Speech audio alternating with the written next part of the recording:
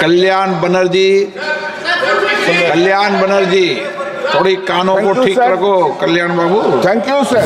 If you don't like Bengali, that's the reason you will not give money to the Bengal. What is this? Pradhan Mantri Awas योजना का नाम बदल के अपना नाम इन्होंने रखने का अपराध किया है, वो सिद्ध पाई गई। उस पर भी पश्चिम बंगाल सरकार ने कोई प्रभावी कार्रवाई नहीं की। मोदी जी का कहना है, हमारे प्रधानमंत्री जी का, सबका साथ, सबका विकास, सबका विश्वास, लेकिन राशि का दुरुपयोग नहीं होने देंगे। लेकिन मोदी जी का कहना है, ना खाऊंगा ना खाने दूंगा। कल्याण बनर्जी थोड़ी कानों को ठीक रखो। कल्याण बाबू, thank you sir. Sir, although in the answer at the last paragraph it has been said there is no pending liability for the wages component under Mahatma Gandhi NREGS for the financial year 2023-2024. Sir, for 2022-23 and 2022-23-24, not a single amount has come from the central government so far West Bengal is concerned. I know, please, have your patience. I know, last 1 year we are hearing this, some illegalities, some irregularities are there. And we are saying, if there is illegalities and irregularities, you detect, you arrest, you don't do it. How can you discriminate state of West Bengal peoples? Does it not violate Article 14 of the Constitution? Next, sir, in this it has been said that an empowered committee under the chairpersonship of the secretary decides the projected labor budget in consultation with the state government. Why the West Bengal government has been left out? Why there is no consultation? If you don't like Bengali, that's the reason you will not give money to the Bengal. What is this? Yes, you don't have anything to do with it. This is not proper. Every time Bengal is being deprived of, I know that the cabinet minister will write this is not the answer. Come up from the but why? You have taken माननीय मंत्री जी, please, माननीय मंत्री जी आप बीच में नहीं। No, माननीय मंत्री जी, 100 দিনের কাজের অধীনে রাজ্যের বরাদ্দ পাওয়া মেটাচ্ছে না কেন্দ্রের মোদী সরকার। মঙ্গলবার এই অভিযোগে ফের একবার সংসদে সুর চড়ালেন রাজ্যের শাসক দল তৃণমূল কংগ্রেসের সাংসদরা, যার জেরে আবারও একবার উত্তাল হয়ে উঠল লোকসভার অধিবেশন। এদিন সংসদের নিম্নকক্ষে কোয়েশ্চেন আওয়ার চলাকালীন তৃণমূল কংগ্রেসের সাংসদ কল্যাণ বন্দ্যোপাধ্যায় দাবি করেন 2022-23 এবং 2023-24 অর্থবর্ষে কেন্দ্রীয় প্রকল্প 100 দিনের কাজের অধীনে পশ্চিমবঙ্গ সরকারের যে বিপুল পরিমাণ আর্থিক বরাদ্দ বকেয়া রয়েছে তা এখনো দেওয়ার নাম করছে না মোদী সরকার। এই ঘটনা আদতে বাংলার প্রতি কেন্দ্রের বিমাতৃ সুলভ আচরণেরই প্রমাণ বলে দাবি করেন কল্যাণ বন্দ্যোপাধ্যায়। তিনি বলেন, কেন এভাবে পশ্চিমবঙ্গ সরকারকে বঞ্চিত করা হচ্ছে, কেন এ নিয়ে কোথাও কথা বলা হচ্ছে না? আপনারা কি বাঙালিদের পছন্দ করেন না? সেই কারণেই কি বাংলাকে তার ন্যায্য বরাদ্দ থেকে বঞ্চিত করছেন? প্রশ্নোত্তর পর্বেই কল্যাণের তোলা এইসব প্রশ্নের জবাব দেন কেন্দ্রীয় কৃষি এবং উন্নয়ন মন্ত্রী শিবরাজ সিং চৌহান। তিনি পাল্টা অভিযোগ করে বলেন, मैं बड़ी विनम्रता से ये कहना चाहता हूँ, ये राशि है एक निश्चित उद्देश्य की पूर्ति के लिए और इसी एक्ट में प्रावधान है, अगर ये राशि निश्चित उद्देश्यों की पूर्ति में खर्च नहीं की जाती तो इसको रोका जा सकता है।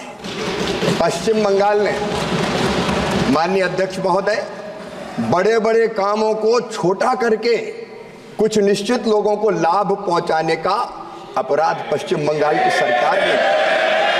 माननीय अध्यक्ष महोदय, इस योजना के अंतर्गत अपात्रों को पात्र कर दिया गया और पात्रों को अपात्र कर दिया गया। ये प्रमाणित हुआ है, ये सिद्ध हुआ है। माननीय अध्यक्ष महोदय, ग्रामीण विकास की योजनाओं के नाम बदल दिए, नाम बदला नहीं जा सकता। प्रधानमंत्री आवास योजना का नाम बदल के अपना नाम इन्होंने रखने का अपराध किया है। माननीय अध्यक्ष महोदय, उस योजना के अंतर्गत भी अपात्रों को लाभ दे दिया और पात्रों को बाहर कर दिया गया। माननीय अध्यक्ष महोदय, ये राशि दुरुपयोग के लिए नहीं है, अपात्रों को लाभ पहुंचाने के लिए नहीं है। जो गड़बड़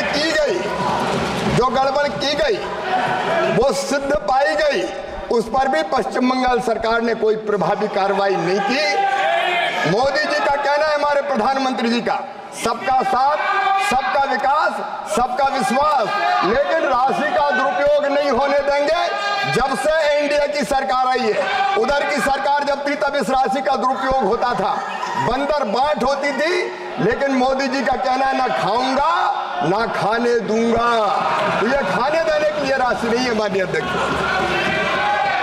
কেন্দ্রীয় সরকারি এই প্রকল্প আদতে আয়তনে বিরাট, কিন্তু পশ্চিমবঙ্গের তৃণমূল সরকার সেই বৃহৎ প্রকল্পকে ছোট ছোট কর্মসূচিতে ভেঙে দিয়েছে, যাতে নির্দিষ্ট কিছু ব্যক্তি লাভবান হতে পারে। এরই সঙ্গে কেন্দ্রীয় মন্ত্রী বলেন, যদি সংশ্লিষ্ট প্রকল্পের বরাদ্দ অর্থ সঠিকভাবে বা নিয়ম মেনে ব্যবহার বা খরচ না করা হয়, তাহলে কেন্দ্রীয় সরকার পরবর্তীতে সেই টাকা আটকে রাখতেই পারে। আইনে সেই পথ রয়েছে। কেন্দ্রীয় মন্ত্রীর কথায়, এই প্রকল্পের যারা আদতে উপভোক্তা নন তাদের উপভোক্তা হিসাবে দেখানো হয়েছে, আবার যারা প্রকৃত উপভোক্তা তাদের নাম নথিভুক্ত করা হয়নি। এমনকি গ্রামীণ উন্নয়ন প্রকল্পগুলির নাম পর্যন্ত বদলে দেওয়া হয়েছে, যেটা করার কোনো অনুমতি নেই। এই উদাহরণ হিসাবে বলা যায়, প্রধানমন্ত্রী আবাস যোজনার নামও বদলে ওরা সেই প্রকল্পের নিজস্ব নাম রেখেছে। উপরন্তু যাদের প্রকল্পের সুবিধা পাওয়ার কথা নয় তাদেরই সেই সুবিধা প্রদান করা হয়েছে। কেন্দ্রীয় মন্ত্রীর এই পাল্টা অভিযোগ শুনে বেজায় চটে যান কল্যাণ বন্দ্যোপাধ্যায়। তিনি চিৎকার করে মন্ত্রীর এই সমস্ত দাবি খারিজ করে দেন। কল্যাণ বলেন, কেন্দ্রীয় সরকার বলছে বরাদ্দ অর্থের অপব্যবহার করা হয়েছে, তাহলে সেসবের বিরুদ্ধে কেন্দ্র পদক্ষেপ করছে না কেন? কল্যাণ বন্দ্যোপাধ্যায় প্রশ্ন তোলেন, গত বছর আমরা শুনলাম বরাদ্দ অর্থের নাকি অপব্যবহার করা হয়েছে। আমরা তো বলছি, যদি আপনাদের মনে হয় কোনো অনিয়ম হয়েছে তাহলে সেই দোষীদের খুঁজে বের করুন এবং তাদের গ্রেফতার করুন, কিন্তু আপনারা সেটাও করছেন না। আপনারা এভাবে কি করে পশ্চিমবঙ্গের মানুষকে বঞ্চিত করতে পারেন? এটা কি সংবিধানের 14 নম্বর অনুচ্ছেদ লঙ্ঘন করা নয়? श्री अनुराग ठाकुर। धन्यवाद अध्यक्ष महोदय। मेरा आपके माध्यम से माननीय मंत्री जी से सवाल है कि जैसे इस योजना को लाया गया और इसके पीछे भावना ये थी कि ग्रामीण स्तर पर विकास हो, तो सर जो सबसे बड़ा कोविड का संकट आया सर, तो कोविड के संकट के समय भी जहाँ तक मुझे याद है उस समय भारत सरकार ने 1 लाख करोड़ रुपए से ज़्यादा मनरेगा योजना में दिया, जो आज से पहले कभी संभव नहीं हुआ था। और उसके बाद भी डिमांड ड्रिवन जितना बजट रखा गया उससे ज़्यादा ही भारत सरकार ने जिस राज्य ने मांगा उसको दिया। और जिस तरह से माननीय मंत्री जी ने उत्तर दिया, मैं दोनों को बहुत बहुत धन्यवाद और बधाई भी देता हूँ। लेकिन सर मेरा एक सवाल यहाँ पर है, सर पिछली पूर्व की सरकार जब यूपीए की सरकार थी, तो जो माननीय मंत्री जी उस समय लाए थे उनके अपने ही क्षेत्र में बहुत सारे घोटाले इसमें थे। इतना पैसे का साइफनेज होता था, बहुत पैसा ले लिया जाता था क्योंकि मस्ट्रॉल बनता था। आपका प्रश्न क्या है? मेरा सवाल सर ये है, क्या ये सच्चाई है कि जैसे पश्चिम बंगाल में घटा, पैसे का दुरुपयोग हुआ, पात्र को अपात्र और अपात्र को पात्र कर दिया गया, ये पश्चिम बंगाल वाले मॉडल कहीं अन्य राज्यों में तो नहीं चल रहे, तो उसके ऊपर सरकार क्या कार्रवाई कर रही है? और क्या मोदी सरकार आने के बाद जब बैंक खाते खुले और जियो टैगिंग की गई, आपके पास कोई राज्य का प्रमाण है तो यो पूछो ना आप। सर मैं सब राज्य सरकार का क्यों करते हो आप? सर मैं हिमाचल प्रदेश पे ही आता हूँ। हिमाचल में भी जो राशि दी गई, आपदा के समय में बहुत मदद की गई सर, मैं उसके लिए केंद्र सरकार का बहुत आभारी हूँ, जिसमें मनरेगा में सब कुछ दिया गया। सर मेरा सवाल सर बड़ा है कि एक राज्य को लेकर नहीं है, क्या बैंक खाते खोलने से, जियो टैगिंग करने से, टेक्नोलॉजी लाने से जो त्रुटियां इसमें थी, जैसे पैसा निकाला जाता था, क्या उसमें काफ़ी हद तक रोक लगी है? ऐसे कौन से और माध्यम ढूंढे गए अलग अलग सरकारों में या राज्यों में जहां आज भी इसमें से पैसा निकालकर पात्र को नहीं मिलता?